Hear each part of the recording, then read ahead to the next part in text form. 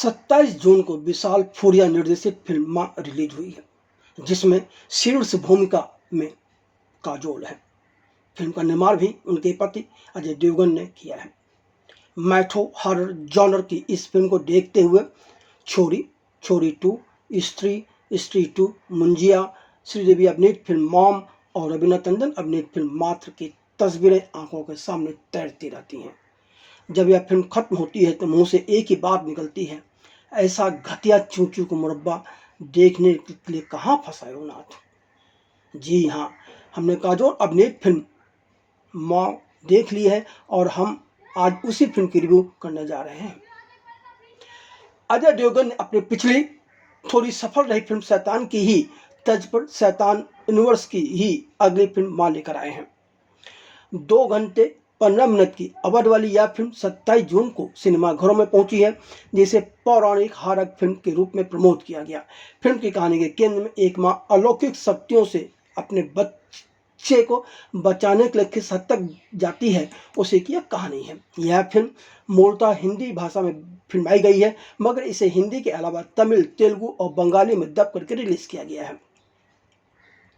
जहां तक फिल्म की कहानी का सवाल है तो यह कहानी मूलतः कोलकाता के चंद्रपुर गांव से शुरू होती है, जहां एक तरफ मां काली की पूजा चल रही होती है तो दूसरी तरफ एक मां प्रसव पीड़ा से गुजर रही होती है। पूरे गांव में तनाव का माहौल है, क्योंकि इस परिवार में जन्मी बेटियों को जंगल ले जाकर दोइतो यानी कि राक्षस के सामने कुर्बानी देने की प्रथा रही है। इसलिए उस दिन प्रसव पीड़िता मां से जन्मी बच्ची भी कुर्बान हो जाती है, जबकि उसी लड़की का जुड़वा भाई शुभांकर इस किरदार में इंद्रनील सेनगुप्ता है। इस खूनी रिवाज को मानने वाले अपने पुरखों और गांव से दूर शहर जाकर अपनी पत्नी व स्कूल शिक्षक अंबिका, जिस किरदार में काजोल है, के साथ रहने लगता है। जब शुभांकर की पत्नी अंबिका एक बेटी किरण शर्मा को जन्म देती हैं, तब शुभांकर अपने पिता व गांव वालों को बताता है कि बेटा हुआ है, झूठ बोल जाता है। इनका परिवार शहर में रह रहा है और जिंदगी खुशहाल बीत रही है। बेटी श्वेता 12 वर्ष की हो गई है और उसका मन अपना गांव देखने का होता है, लेकिन शुभांकर उसे चंद्रपुर की परछाई से भी दूर रखता है। वह वहां जाने की बात ही नहीं करता और ना ही कभी बेटी जब कहती है तो कोई ना कोई बहाना कर जाता है कि चलिए हम शिमला जाते हैं, कहीं यहाँ जाते हैं, वहाँ जाते हैं, वगैरह वगैरह। यहाँ तक कि पिता के गुजरने पर भी शुभंकर अकेले ही गांव जाता है तथा वहाँ सरपंच जयदेव, इस किरदार में रोनित राय है, की मदद से वहाँ का घर बेच कर सारे संबंध, सारा जुड़ाव उस चंद्रपुर गांव से खत्म कर देना चाहता है। मगर वापसी में दैत्यों के जाल से वह नहीं बच पाता और उस अपनी जान गंवा बैठता है।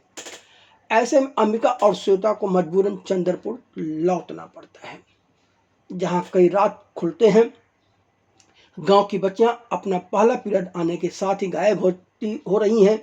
मान्यता है कि दोहतो उन्हें उठा ले जाता है। 4-5 दिन बाद जब वह वापस लौटती हैं तो पता चलता है कि उनमें अब मां बनने की शक्ति नहीं रह गई है।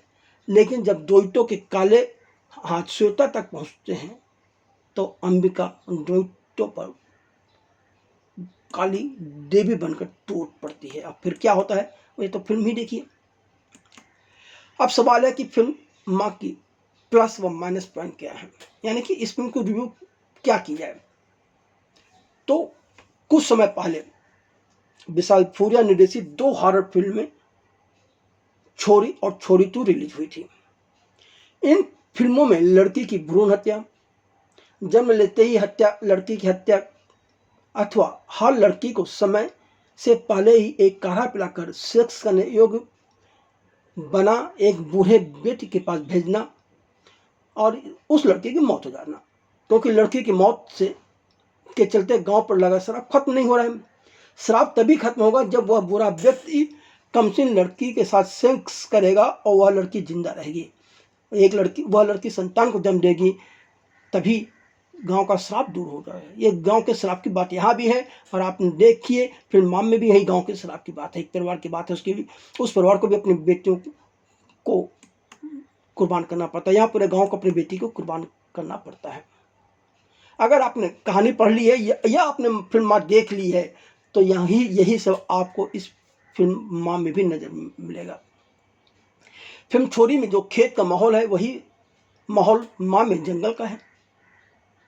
हाँ, इसी के साथ फिल्म माँ में मॉम, मातृ, स्त्री गुण या स्त्रीत्व की भी झलक मिलती है। कुल मिलाकर सीधे शब्दों में कहा जाए तो अजय देवगन ने शैतान यूनिवर्स के तहत फिल्म माँ बनाने का निर्णय लिया और उसके लिए उन्होंने कुछ भी नया करने के बजाय नकल का ही सहारा लिया। मगर वह और उनकी पूरी टीम भूल गई कि नकल के लिए भी अकल और मेहनत दोनों चाहिए। माँ के निर्माताओं ने देखा कि अपने बच्चे के लिए किसी भी हद तक जाने वाली माँ की कहानी को दर्शकों ने श्रीदेवी की फिल्म मॉम और रवीना टंडन की फिल्म मातृ में काफ़ी पसंद किया था, तो क्यों ना हम भी माँ की कहानी भी उसी धर्रे पर गढ़ दी जाए। और फिर उस कहानी में विशाल फूरिया ने अपनी 2 फिल्मों छोरी और छोरी 2 की सारी कहते हैं कि मसाले इस फिल्म में जो को त्यों भर दिए। अब आप सोच लीजिए कि इससे क्या होगा। ऐसा करते समय यह लोग यह भी भूल गए कि फिल्म मॉम और मातृ में बदले की कहानी थी। मॉम एक सस्पेंस फिल्म थी, पर इसकी कौन परवाह करता है। अजय देवगन की 27 जून को रिलीज फिल्म हॉरर फिल्म है, न वह सस्पेंस है और न ही वह बदले की कहानी है। यानी कि अजय देवगन व उनकी टीम ने मॉम और मातृ की नकल करने के साथ ही सफलतम फिल्मों मुंजिया और स्त्री 2 को हॉरर जानर भी अपनी फिल्म के साथ जोड़ने के साथ ही देवी काली माँ और दुर्गा सप्तशती के रक्त बीज के में अध्याय में वर्णित कहानी को भी तोड़ मोड़ कर इस फिल्म इस तरह पेश किया कि काजोल के अभिनय से सजी फिल्म माँ, श्रीदेवी की फिल्म मॉम और रवीना टंडन के अभिनय से सजी फिल्म मातृ के मुकाबले कहीं नहीं ठहरती। रक्तबीज नामक राक्षस की लड़ाई देवताओं से थी और देवताओं तथा इंद्रासन को बचाने के लिए देवी काली माँ ने रक्तबीज की हत्या की थी। लेकिन फिल्म में गांव का सरपंच जदियो ही राक्षस बन लड़कियों की बलि ले रहा है। पहला पीरियड आते ही उस लड़की को गायब पर उसके साथ सेक्स कर रहा है, जिससे राक्षस का वंश बढ़ता जाए। पर अहम सवाल है कि हर लड़की 5 दिन बाद जब राक्षस के चंगुल से मुक्त होकर अपने माता पिता के पास लौटती है तो वह माँ बनने के योग्य क्यों नहीं रह जाती। क्यों क्यों क्यों इस फिल्म या इस सवाल पर यह फिल्म खामोश है, क्योंकि फिल्म के लेखक व निर्देशक को भी समझ में नहीं आया होगा कि इसका वह जवाब क्या दें, तो उन्होंने इस पर चुप्पी साध ली। इसका कहीं फिल्म में कोई जिक्र ही नहीं आता। एक नहीं 3 लेखकों अजीत जगताप, आमिर कियान, खगन व सेवायन क्वाद्रस ने मिलकर इस फिल्म को लिखा है।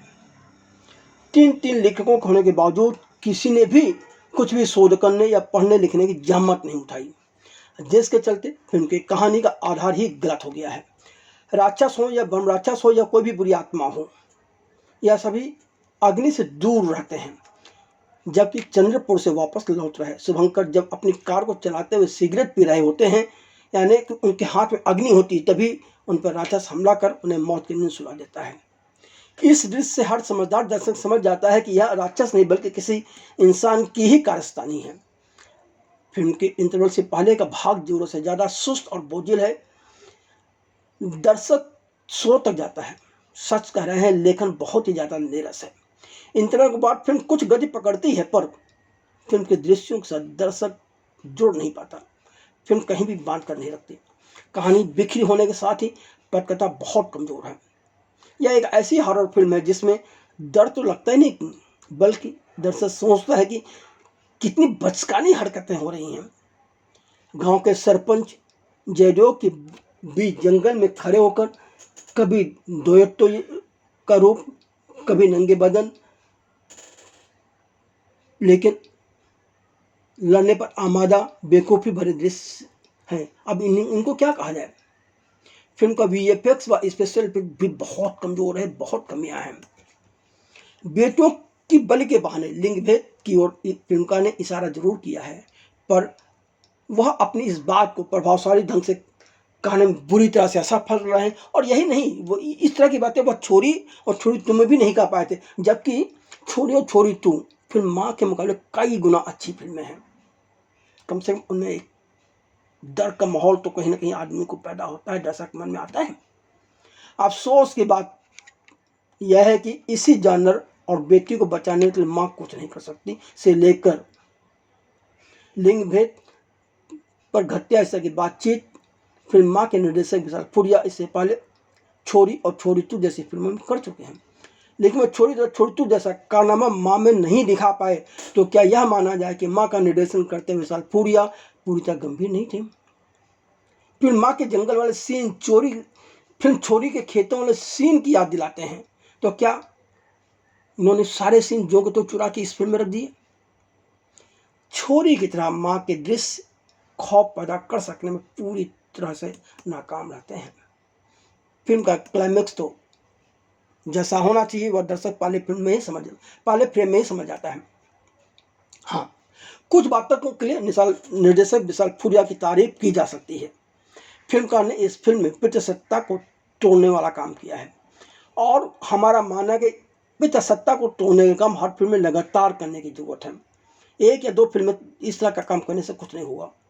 लड़की के मासिक धर्म को लेकर बात की गई है, जिसे आज भी भारतीय समाज में टैबू माना जाता है। माँ और बेटे के बीच एक तथ्यात्मक चर्चा होती रहनी चाहिए, फिल्म के अंदर भी और समाज में भी, हर परिवार में, हर घर में। सच तो यह है कि निर्देशक विशाल फुरिया इस फिल्म में न तो बेटी बचाओ का ही संदेश सही ढंग से दे पाए और न ही रक्तभेद की पौराणिक धार्मिक कथा के साथ ही न्याय कर पाए। हॉरर जनर की फिल्म है, पर यहाँ हॉरर कहाँ है? डर तो कहीं लगता ही नहीं। नारीत्व का जश्न में भी ठीक से नहीं मनाया गया, जबकि दुनिया भर की नौटंकियाँ जरूर की गई हैं। एक्टिंग, जहाँ तक एक्टिंग का सवाल है तो अमिका के किरदार में काजोल का अभिनय जरूर दमदार है। पटकथा की पूरी मदद न मिलने पर भी वह पूरी फिल्म को अपने कंधे पर ढोने का संघर्ष करती नजर आती हैं। जयदेव और दोस्तों के बहुरूपीय किरदार में रोनित राय भी अपना प्रभाव छोड़ने में सफल रहे हैं। रोनित राय की संवाद अदायगी, बॉडी लैंग्वेज बढ़िया है, पर नंगे बदन और सिक्स पैक दिखाने की जरूरत समझ से परे है। शुभंकर के किरदार में इंद्रनील सेनगुप्ता के हिस्से करने को कुछ खास आया ही नहीं, एक तरह से वह 100 पीस है। श्वेता के किरदार में किरण शर्मा हर सीन में एक ही तरह का सपाट चेहरा लिए हुए नजर आती हैं। उन्हें यह अपने जगत में आगे जाना है तो बहुत कड़ी मेहनत करने की जरूरत है, और अपने अभिनय को सुधारने की उन्हें बहुत जरूरत है। अमिका की मार्गदर्शिका बनी विभा रानी, सेवक बने दिव्येंदु भट्टाचार्य के साथ ही गोपाल सिंह की भी छोटी भूमिकाएं हैं, पर ठीक ठाक हैं। जितनी गुलाटी जरूर निराश करते हैं। तो यह थी फिल्म माँ की रिव्यू। आपने अगर फिल्म देखी हो तो आपको फिल्म कैसी लगी यह लिखकर हमें अवश्य बताएं।